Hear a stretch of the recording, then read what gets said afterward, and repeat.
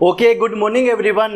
તો આપણે વાત કરી રહ્યા છીએ ગતિના નિયમો વિશે, લો ઓફ મોશન વિશે વાત કરી રહ્યા છીએ. તો એમાં જે ન્યૂટનના ગતિના 3 નિયમો હતા ને એ જોઈ ગયા હતા. એના પછી વેગમાન સંરક્ષણનો નિયમ એ પણ જોઈ ગયા હતા. એક્ઝામ્પલ સોલ્વ કરાવ્યા મેં તમને. તો હવે આજે વાત કરવાની છે બહુ સારા એવા ટોપિક વિશે, જે બહુ સારો એવો છે. તો આજે વાત કરવાની છે કે એક શું કહી શકાય કે આમાં જો કોઈ પાર્ટિકલ લઈ શકો, વાહન લઈ શકો, દડો લઈ શકો, વોટેવર જે પણ લેવું હોય એ લઈ શકો, બરાબર. ટૂંકમાં એને શું કરાવવાની છે? ગતિ કરાવવાની છે. અને ગતિ કઈ ટાઈપની થવી જોઈએ? તો કે વર્તુળાકાર થવી જોઈએ, બરાબર. સર્ક્યુલર મોશન થવું જોઈએ. અને જો જે શું કહી શકાય કે સર્ક્યુલર મોશન થતું હોય એટલે કે વર્તુળાકાર ગતિ થતી હોય, એ આપણને એક વસ્તુ ખબર કે એનો જે વેગ હશે, બરાબર, એ કેવો રહેવો જોઈએ? કોન્સ્ટન્ટ રહેવો જોઈએ. એનો વેગ ના બદલાવો જોઈએ. એ વસ્તુ આપણે જોઈ ગયા હતા. અને વર્તુળાકાર ગતિ માટે જવાબદાર હશે એક તો કેન્દ્રગામી બળ FC આવશે mv²/r, અને બીજું હશે કેન્દ્રગામી પ્રવેગ હોય, બરાબર, સેન્ટ્રીફ્યુગલ એસેલરેશન હોય, એટલે કે કેન્દ્રની દિશામાં હોય છે. તો એ જોઈ ગયા હતા. તો એ જ કોન્સેપ્ટનો યુઝ કરવાનું છે. અને આજે 2 ટોપિક આપણે જોવાના છે. એક તો વક્રકાર રસ્તા પર જે વાહનની સલામત ઝડપ હોય, જ્યારે એ વક્રકાર રસ્તા પર શું કરશે? સર્ક્યુલર મોશન કરશે, એટલે કે ગોળ રાઉન્ડ ટૂંકમાં ફરીએ. એના માટે છે ને વાહનની જે સલામત ઝડપ હોય, એટલે કે V મેક્સિમમ, એની વેલ્યુ કેટલી હોય એ ગોતવાની છે. અને બીજા ટોપિકમાં શું જોવાનું છે કે કોઈક ધારવાળો રસ્તો લેવાનો છે. એ પણ વક્રકાર હોવો જોઈએ, પણ એમાં શું હોવું જોઈએ? કંઈક ને કંઈક એંગલ હોવો જોઈએ. તો એના માટે વાહનની સલામત ઝડપની ફોર્મ્યુલા શું હોય એ જોવાની છે. તો બહુ સારો એવો ટોપિક છે. જો પહેલા ટોપિક વિશે વાત કરીએ, વક્રકાર રસ્તા પર વાહનની સલામત ઝડપ. સમજાયું? જી શું કહેવાય કે સલામત એટલે કે સેફ વેલોસિટી કેટલી હશે? V મેક્સિમમની વેલ્યુ એ જોવાની છે. કાંઈ નહીં, સિમ્પલ. જો પહેલાં શું કરીશું, આમાં જે હોય જે પહેલાં તો સમજી લો. કોઈ પણ વાહન હશે એ વક્રકાર ગતિ કરતું હોય, સર્ક્યુલર મોશન કરતું હોય, વેગ કોન્સ્ટન્ટ રહીએ, એટલે પહેલાં તો શું લાગશે?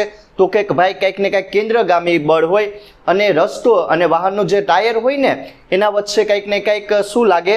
તો કે ભાઈ ઘર્ષણ બળ લાગશે, ફ્રિક્શન ફોર્સ લાગશે. તો એ બંનેની વેલ્યુ કેવી હોવી જોઈએ?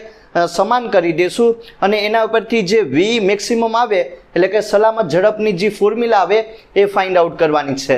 તો બહુ સારો અને સિમ્પલ કોન્સેપ્ટ છે. તો જોઈએ, જો શું હોય તો કે કાંઈ નહીં, જો આ ટાઈપનું હશે, એક R ત્રિજ્યાનું રેડિયસ હશે. સમજાયું કે નહીં? R ત્રિજ્યાનું એક સર્કલ હશે. કોઈ કાંઈ પાર્ટિકલ હોય એ શું કરતું હશે? તો કે ભાઈ સર્ક્યુલર મોશન કરતું હોય. તો એનો કંઈક ને કંઈક વેગ હોય. એ કેવો હોવો જોઈએ?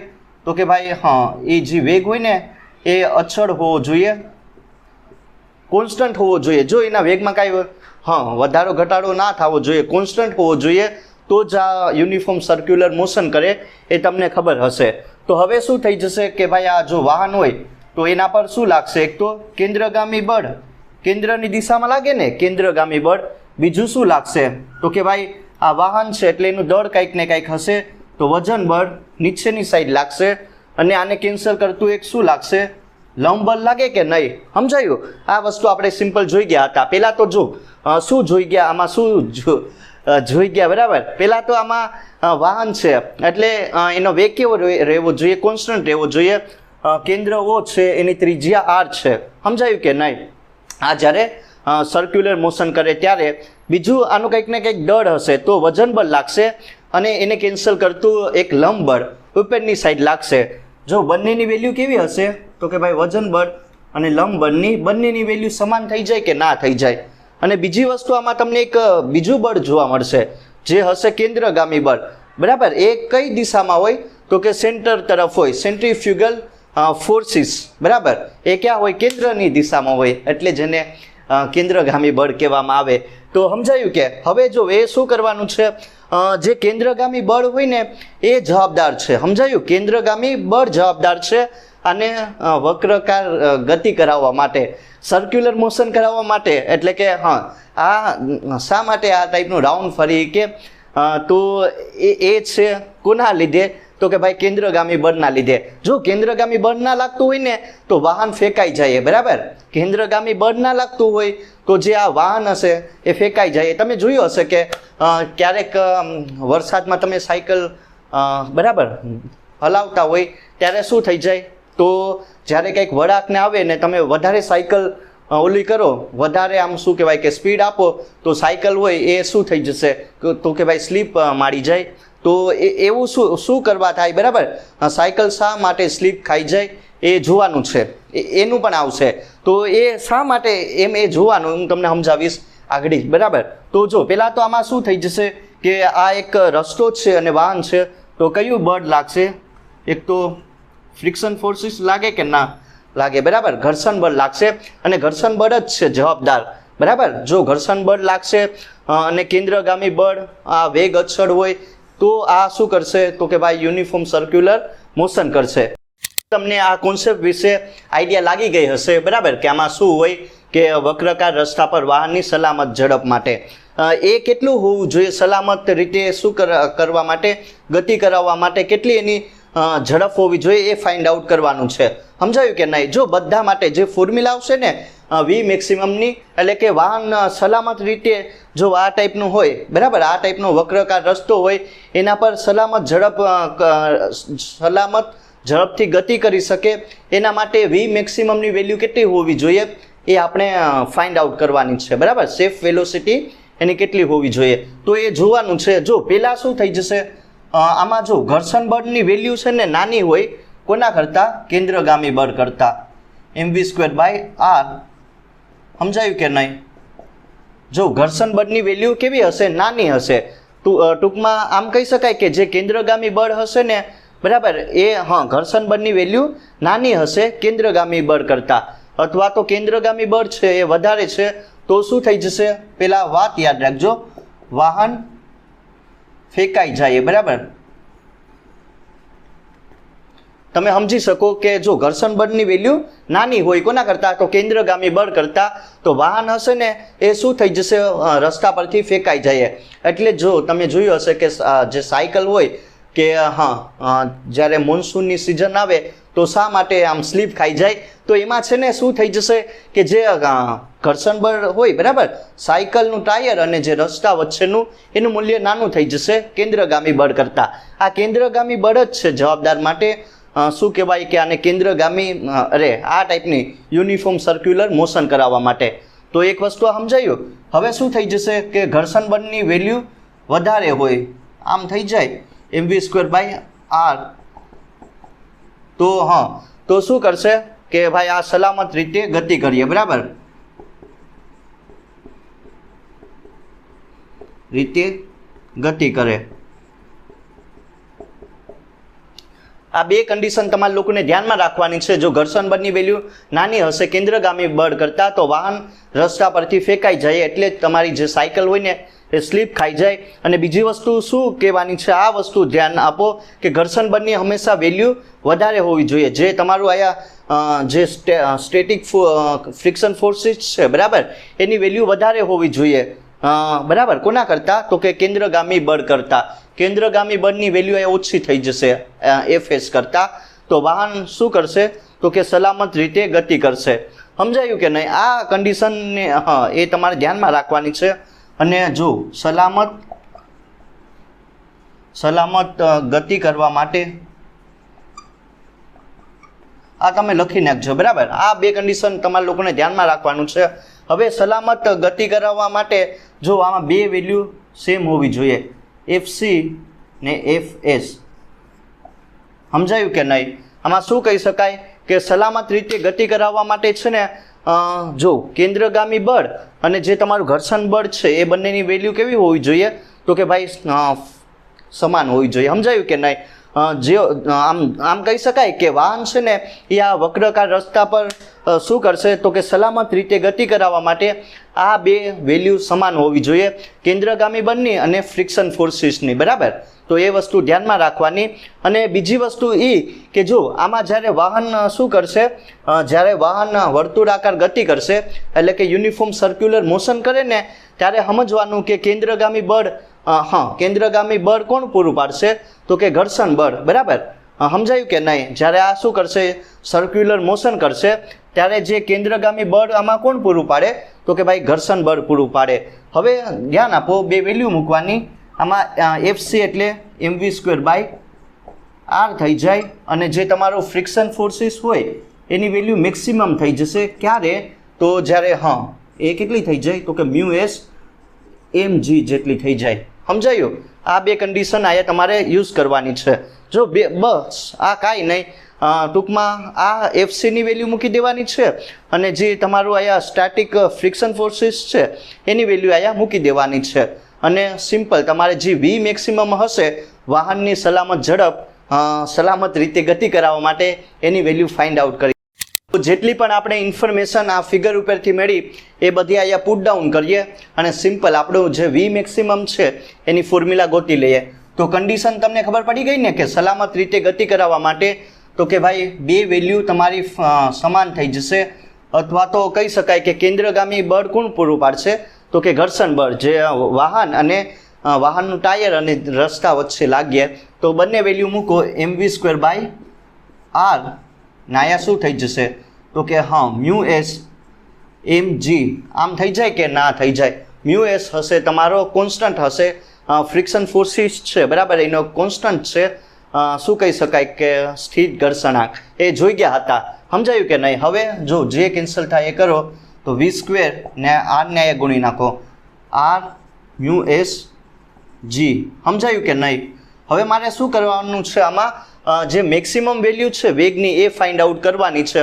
સમજાયું કે નહીં? કે મહત્તમ સલામત ઝડપની ફોર્મ્યુલા શું આવે તો કે કાંઈ નહીં, વીની જગ્યાએ હવે વી મેક્સિમમ મૂકી દઉં કે કેટલી હોવી જોઈએ વી મેક્સિમમની વેલ્યુ તો μs rg. સમજાયું કે નહીં?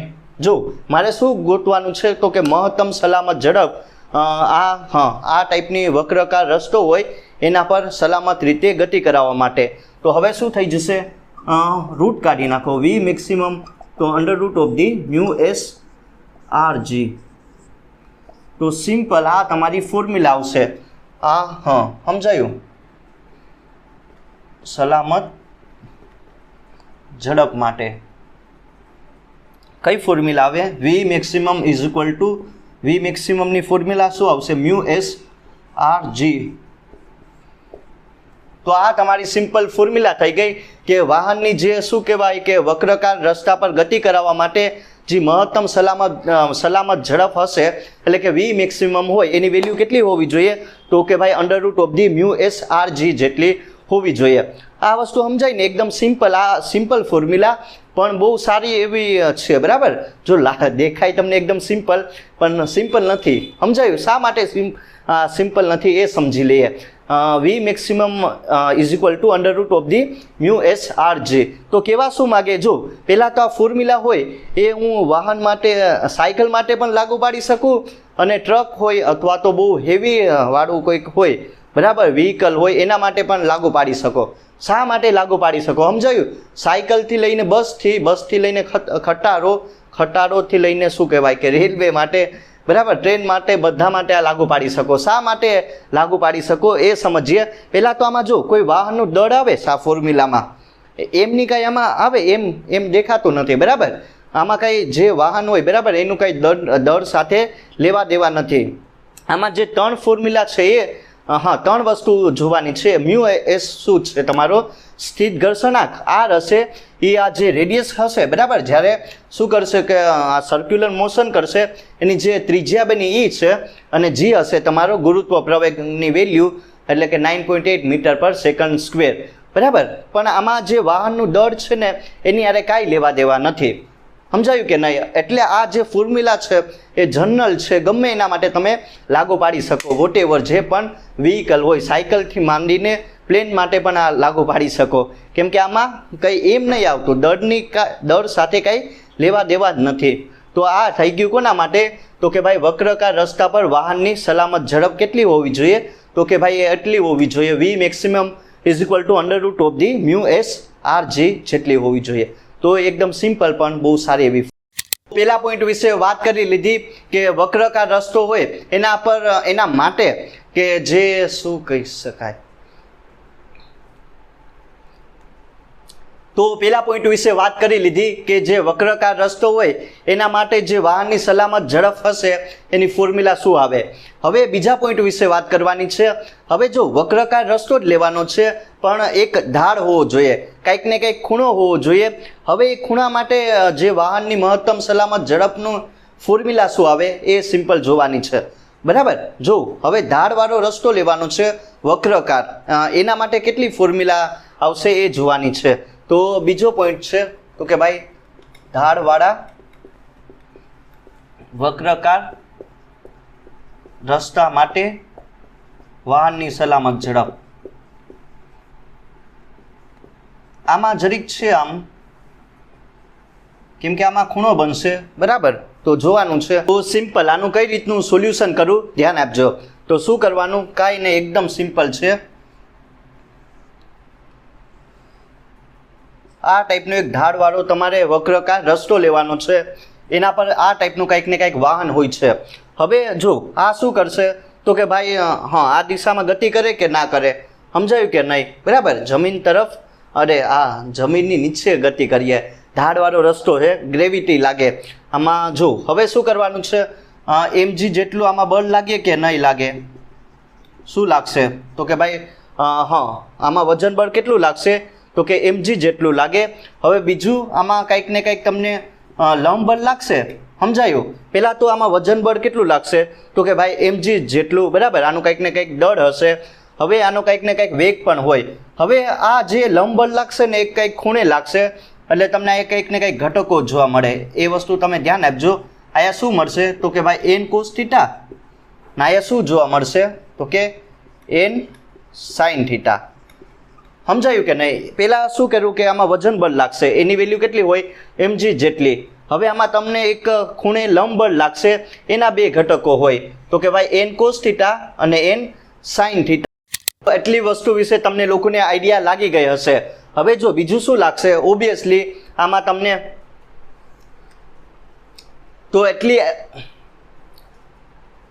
તો આના વિશે તમને લોકોને આઈડિયા મળી ગઈ હશે કે આમાં શું થયું. હવે જો ઘર્ષણ બળ પણ લાગે કે ના લાગે, એક તો ગતિ કરે. બરાબર. હવે ગતિનું વિરુદ્ધ કરતું એક ઘર્ષણ બળ લાગશે. તો આ પ્રમાણે તમે કરી શકો. જો એના પણ ઘટકો આવશે, કંઈક ને કંઈક તમને જોવા મળશે. એ કંઈક ખૂણે લાગે તો એ સમજવાનું કે જો અહીંયા થીટા ખૂણો હોય તો પહેલાં શું લાગે તો કે ભાઈ આમાં લાગશે f cos થીટા, નાયા શું લાગશે f sin થીટા. સમજાયું કે નહીં. જો આનું ફ્રી બોડી ડાયાગ્રામ આપણે બનાવીશું ડાયરેક્ટ, આમાં જો થોડું કન્ફ્યુઝન થાય કે આમાં શું છે, પણ આના ફ્રી બોડી ડાયાગ્રામ આપણે બનાવીશું. એના બધા ઘટકો લઈશું કે ઉપરની તરફ કેટલા ઘટકો આવે, નીચેની તરફ કેટલા આવે.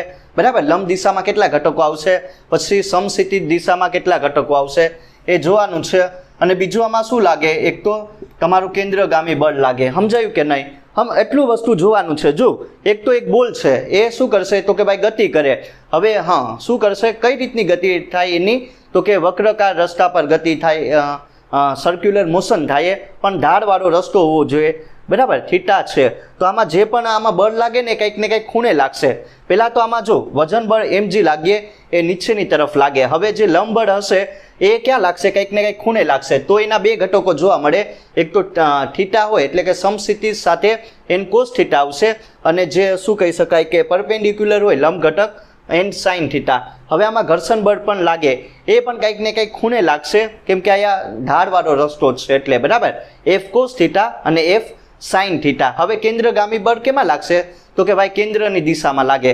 બસ. હવે શું કરવાનું છે, બસ આને સિમ્પલ તમારે ભેગું કરી દેવાનું છે અને ફ્રી બોડી ડાયાગ્રામ બનાવવાનો. જો અત્યારે આ નહીં સમજાય, પણ આ એ બનાવીએ એટલે તમને લોકોને ખ્યાલ આવી જાય. તો જે પણ હોય પહેલાં ભેગું કરી દઉં. જો અહીંયા શું લાગશે તો કે mg લાગે. સમજાયું કે નહીં. નીચેની તરફ mg લાગે અને ઉપરની તરફ કયો ઘટક આવે તો કે ભાઈ n cos થીટા. જે ઉપરની દિશામાં જે ઘટકો લાગતા હોય એને ઉપર લખો, અને જે અધો દિશામાં લાગતા હોય નીચેની તરફ એને આ નીચેની તરફ લખો. સમજાયું. તો જે w હશે એ mg ને ઉપરની તરફ n cos થીટા. હવે બીજું પણ અહીં આવશે ને f sin થીટા. આ તમારું ફ્રિક્શન ફોર્સિસનો ઘટક છે. બીજું શું આવે, હવે આના માટે લખો. આ પરપેન્ડિક્યુલર માટે કામ પૂરું કરી દીધું.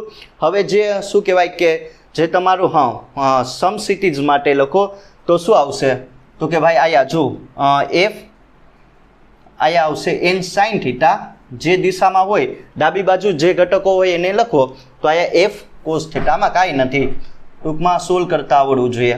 એન સાઇન થીટા બરાબર ને આ બીજું શું આવશે એફ કોસ થીટા, અને આને જે શું કહેવાય એનું વેલ્યુ કેટલી હોય તો કે કેન્દ્રગામી બળ જેટલી હોય. જે આ ઘટકો છે જે વાય અક્ષિસમાં છે એને લખીએ અને એક્સ અક્ષિસ માટે લખીએ અને સિમ્પલ સોલ્યુશન કરીએ. તો પહેલાં તો જો આમાં જે શું કહી શકાય કે ઉપરનું પહેલાં વાય અક્ષિસ માટે સોલ્વ કરો તો એન કોસ થીટા એનું મૂલ્ય કેટલું હોય તો કે ભાઈ નીચેના જેટલા ઘટકો છે એના જેટલું, તો કે M G plus F S sine theta જેટલું હોય. આમાં મને છે ને એમજીની કિંમત જોતી બરાબર, તો હું શું કરીશ N cos theta minus F S sine theta એમ કરી શકો કે ના કરી શકો? ઓબ્વિયસલી કરી શકાય. સમજાયું કે નહીં? એમજીની કિંમત જોતી તો હું શું કરીશ એન કોસ થીટા એમાંથી આ બાદ કરી નાખો minus F S sine theta. હવે એવી જ રીતે આમાં જો જે એફસી હશે જે કેન્દ્રગામી બળ છે જેની વેલ્યુ mv²/r છે, તો એ કેટલું હોય mv²/r. સમજાયું? જો mv²/r એની વેલ્યુ અહીંયા કેટલી આપેલી તો કે ભાઈ F cos theta plus N sine theta જેટલી આપેલી. સમજાયું કે નહીં? મેં શું કર્યું કાંઈ નહીં, જો જે વાય અક્ષિસના ઘટકો છે એને એક સાથે લખી નાખ્યા, એના ઉપરથી ઇક્વેશન નંબર 1 મેળવ્યું, અને જે એક્સ અક્ષિસના ઘટકો છે એનું મૂલ્ય કેટલું છે તો કે ભાઈ કેન્દ્રગામી બળ, અને એ કેટલું હોય તો કે ભાઈ F cos theta plus N sine theta જેટલું હોય. હવે ઇક્વેશન 2/1 તમારે સિમ્પલ કરવાનું છે અને સિમ્પલ જવાબ તમને મળી જાય. જો આપણને ઇક્વેશન 1 અને ઇક્વેશન 2 વિશે આઈડિયા મળી ગઈ, જે ફ્રી બોડી ડાયાગ્રામ છે એને સોલ્વ કર્યો અને 2 ઇક્વેશન ખબર પડી. એમાં જો mg હશે જે ગુરુત્વાકર્ષણ બળ છે એની વેલ્યુ કેટલી હોય N cos theta minus F S જે ઘર્ષણ બળ છે સાઇન થીટા એની પણ વેલ્યુ મૂકીશું, અને અહીંયા જે તમારું કેન્દ્રગામી બળ હોય mv²/r એની વેલ્યુ કેટલી થઈ જશે N sine theta plus F S cos theta જેટલી થઈ જાય. બસ હવે સિમ્પલ શું કરવાનું છે ઇક્વેશન 2/1 કરો, ઇક્વેશન 2/1 કરો. સમજાયું કે નહીં? તો આમ થાય કે ના? ઇક્વેશન આ 2 ને /1 કરીએ તો આયા લખો ઇક્વેશન 1 ની કિંમત N sine theta plus F S cos theta. સમજાયું કે નહીં? હવે શું કરવાનું છે ઇક્વેશન 1 લખો N cos theta minus F S sine theta. આ જો આમાં કાંઈ નથી, એકદમ સિમ્પલ છે. તો એમ કેન્સલ થઈ જશે, જે વધે એ લખો. તો અહીંયા શું વધીએ તો કે ભાઈ v²/r g વધે. ને હવે શું કરવાનું છે જો અહીંયા એફ એસ હશે એ કેટલું થઈ જશે તો કે ભાઈ મ્યુ એસ એન મૂકો બરાબર, કે ઘર્ષણ જે ઘર્ષણ બળ હોય એની વેલ્યુ કેટલી થઈ જાય તો કે મ્યુ એસ એન જેટલી થઈ જાય. એ અહીંયા મૂકો, એન જો મૂકવાની છે એન સાઇન થીટા પ્લસ આ એફ એસની જગ્યાએ તો કે mu S N cos theta. સમજાયું? એવી જ રીતે અહીંયા કરીએ એન કોસ થીટા ને અહીંયા શું થઈ જશે માઇનસ કરીને મ્યુ એસ એન. હવે શું થઈ જશે મ્યુ એસ એન ને સાઇન થીટા. બસ હવે સિમ્પલ કાંઈ નહીં કરવાનું, એટલી વસ્તુ સમજાય ને. મેં શું કરેલું આમાં કાંઈ નહીં કર્યું, એક તો એમને કેન્સલ કરી નાખ્યા તો v²/r g N sine theta plus આની જગ્યાએ એફ એસની જગ્યાએ mu S N cos theta એમને N cos theta minus F એસની જગ્યાએ mu S N sine theta.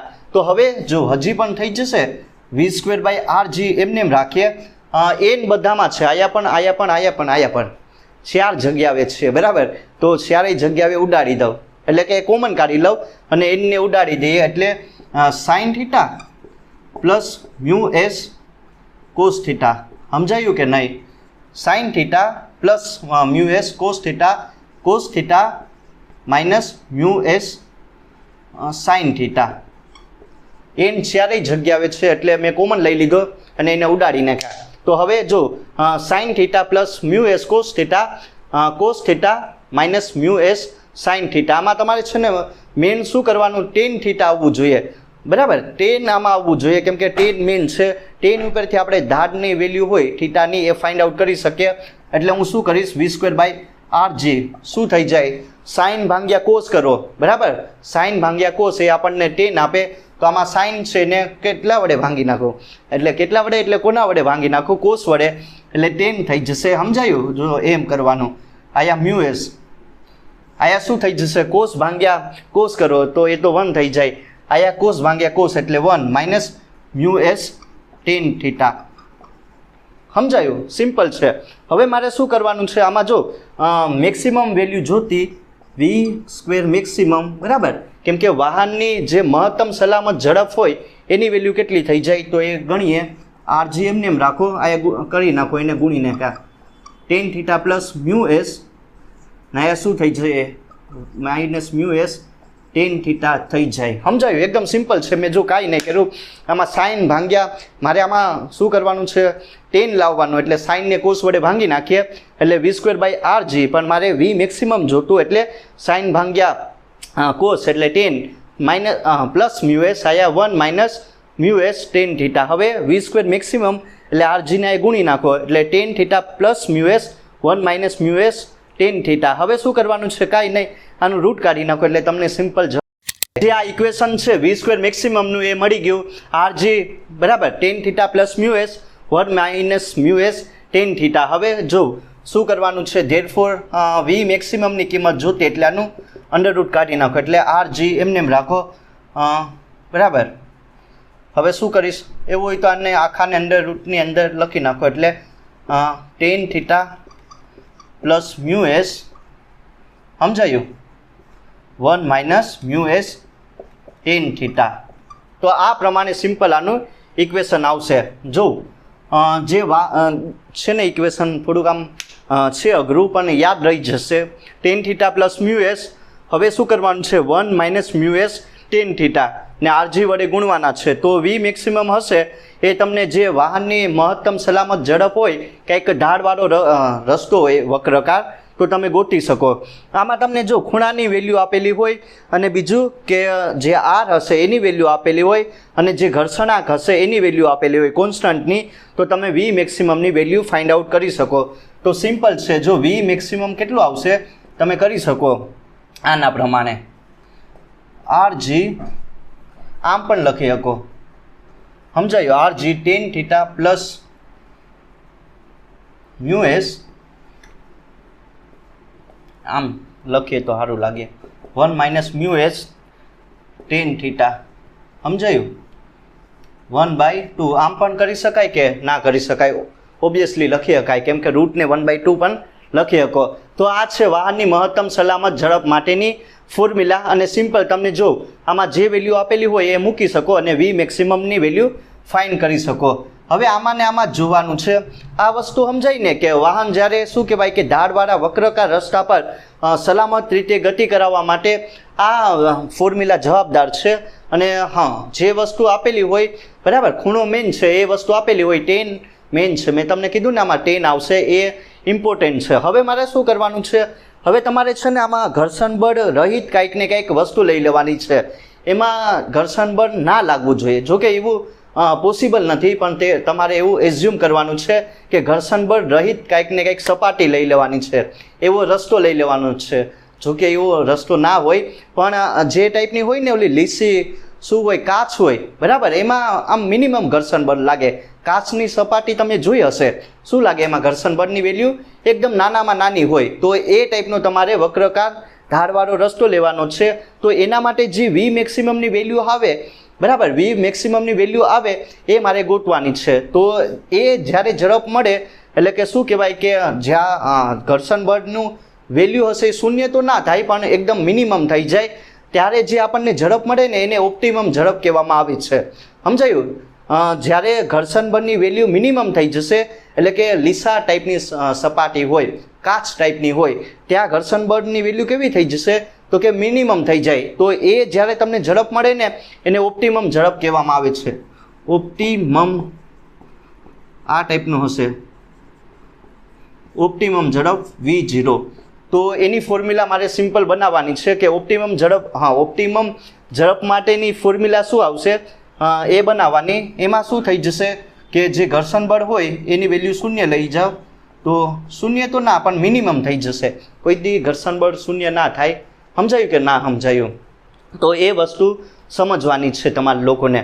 તો હવે આમાં જો હું શું કરીશ, કાંઈ નહીં, V0 મારે ફાઇન્ડ આઉટ કરવાનું છે, એટલે કે RG એમને એમ રાખીએ. જો RG એમને એમ જ્યાં તમને મ્યુએસ દેખાય ને એની જગ્યાએ શું લઈ લેવાનું, તો કે શૂન્ય લઈ લેવાનું. સમજાયું? મ્યુએસની જગ્યાએ શૂન્ય મૂકો, ટેન થીટા ને આયા શું આવશે, આ મ્યુએસ. હા, આમ થઈ જાય કે ના થઈ જાય? આ તો શૂન્ય થઈ જાય ને. સમજાયું? મ્યુએસની જગ્યાએ શૂન્ય, તો જે V0 આવશે, બરાબર, ઓપ્ટિમમ ઝડપની વેલ્યુ કેટલી આવે, RG ટેન થીટા જેટલી √/. તો આ પ્રમાણે પણ તમે ગોતી શકો. સમજાયું કે નહીં?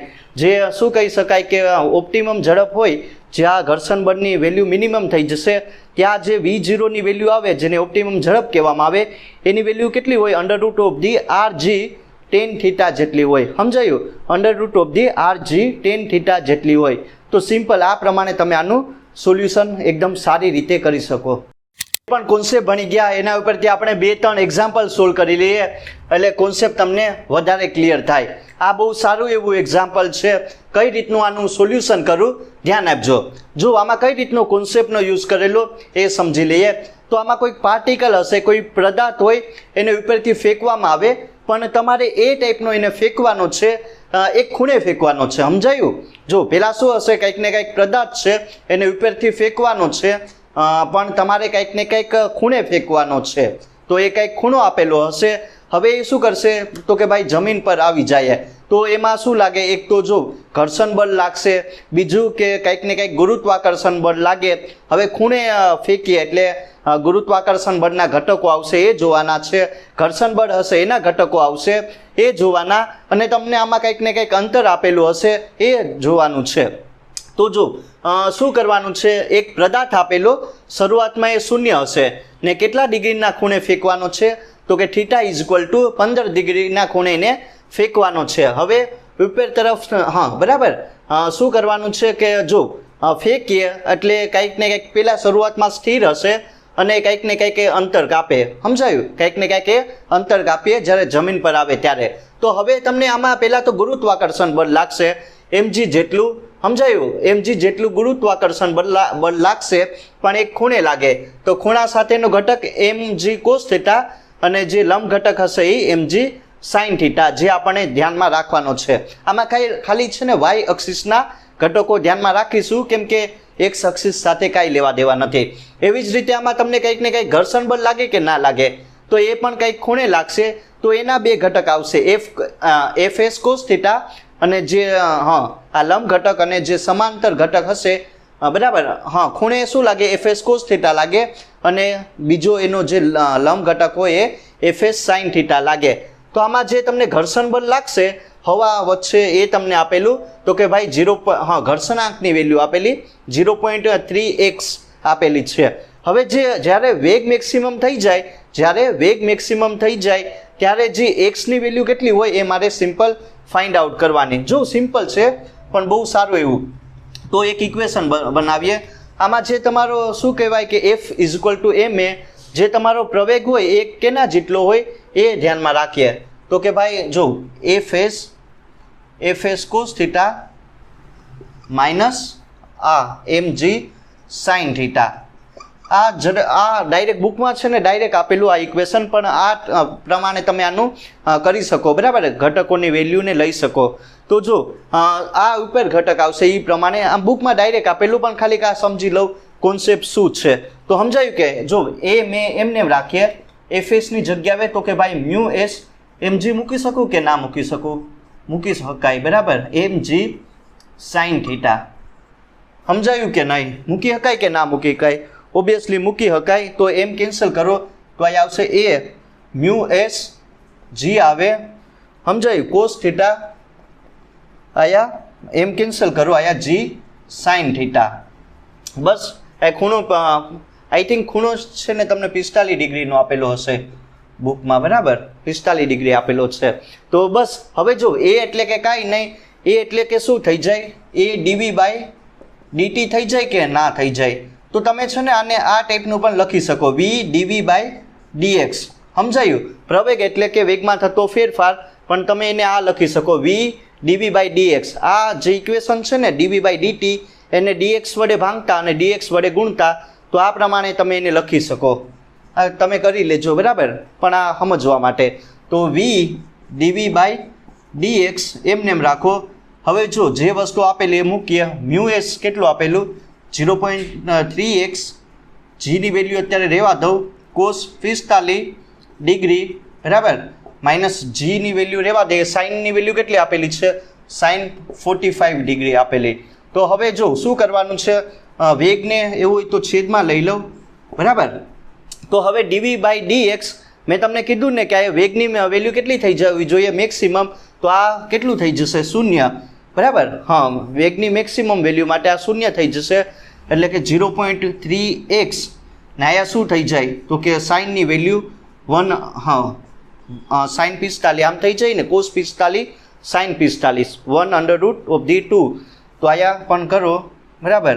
આ જી વધીએ ને માઇનસ જી, આયા સાઇન કેટલું થઈ જાય, તો કે આના જેટલું 1/√2 ને આયા ગુણી નાખો v ને, એટલે 0 થઈ જશે. જો 0.3x જી આમ થઈ જાય ને આયા g√2, જે કેન્સલ થાય એ કરો બરાબર. તો જે x આવશે એ કેટલું આવે, 1/0.3 આવે ને, એટલે એક્સની કિંમત કેટલી મળશે તમને, આઈ થિંક 1.33 જેટલી મળે. સમજાયું? આઈ થિંક મીટરમાં આવે કે ના આવે. તો એક્સની કિંમત કેટલી મળશે, કે જે આમાં જે અંતર હોય એ કેટલું થઈ જશે, તો કે 1.33 મીટર જેટલું થઈ જાય. તો આ જો સિમ્પલ એક્ઝામ્પલ પણ બહુ સારું એવું છે. સમજાયું ને કઈ રીતનો આમાં કોન્સેપ્ટ આપેલો. તો આ પ્રમાણે સિમ્પલ તમે આનું સોલ્યુશન કરી શકો. કરવાનું છે પ્રોબ્લેમ નંબર 2 વિશે વાત કરવાની છે. આ પણ એકદમ સિમ્પલ પ્રોબ્લેમ, અને જે ઓલો કોન્સેપ્ટ છે બરાબર એનો જ યુઝ કરવાનો છે. તો આ ટાઈપનું સોલ્યુશન કરી શકો, અને આ ટાઈપની પ્રોબ્લેમ તમારી એક્ઝામમાં આવશે. તો કઈ રીતનું કરવું ધ્યાન આપીએ. જો આમાં શું હશે, કંઈક ને કંઈક હોય બરાબર, પાર્ટિકલ હોય, પદાર્થ હોય, વાહન હોય, વોટેવર જે પણ હોય, એ શું કરતું હશે, તો કે ભાઈ વક્રકાર રસ્તા પર ગતિ કરતું હશે. તો હવે બીજું શું આમાં કીધેલું, તો તેમની વચ્ચે કંઈક ને કંઈક ઢાળ બનશે બરાબર, ઢાળવાળા રસ્તા પર એ ગતિ કરતું હોય વક્રકાર. તો એટલી વેલ્યુ આપેલી. જો એકદમ સિમ્પલ છે. એક આર ત્રિજ્યાનો એક શું કહેવાય કે આ ટાઈપનો રસ્તો હશે, એમાં ઢાળની વેલ્યુ કેટલી આપેલી, 15 ડિગ્રી જેટલી આપેલી.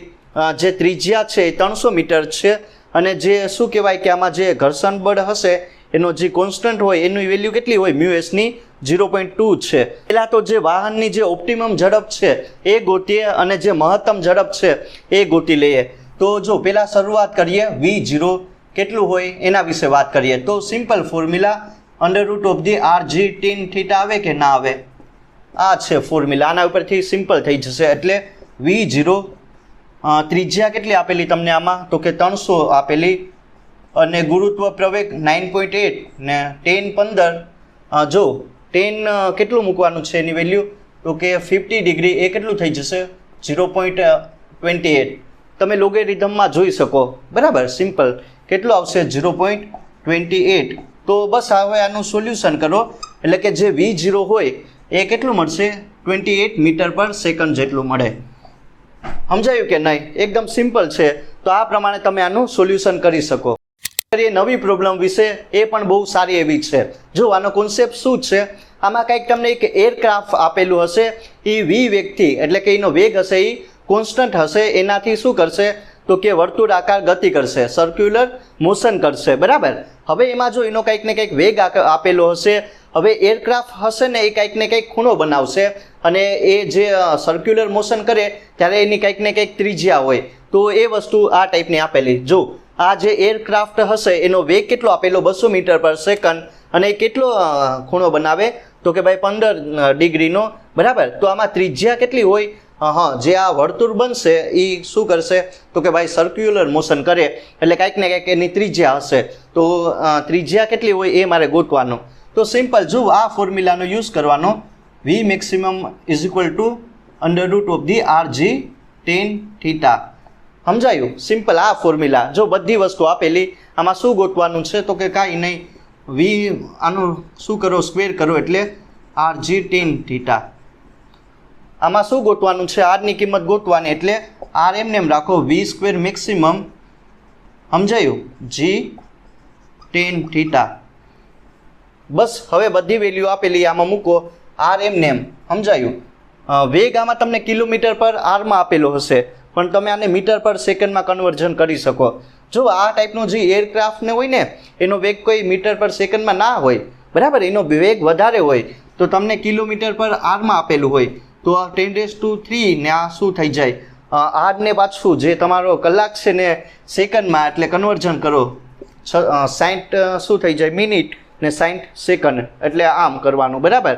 જે ઇક્વેશન જે કિલોમીટર પર આરમાં જે ઝડપ આપેલી એને તમે આમાં કન્વર્ઝન કરી શકો મીટર પર સેકન્ડમાં. આ બધી વેલ્યુ આમાં મૂકી દીધી, જે વેગ આપેલો એ મૂકેલો, જીની વેલ્યુ મૂકેલી, અને જે શું કહી શકાય કે 10 અહીંયા 15 ડિગ્રી આપણને ખબર 0.28, તો આર આવશે એ તમને કેટલું સર્કલ બનશે, 15.2 કિલોમીટરનું.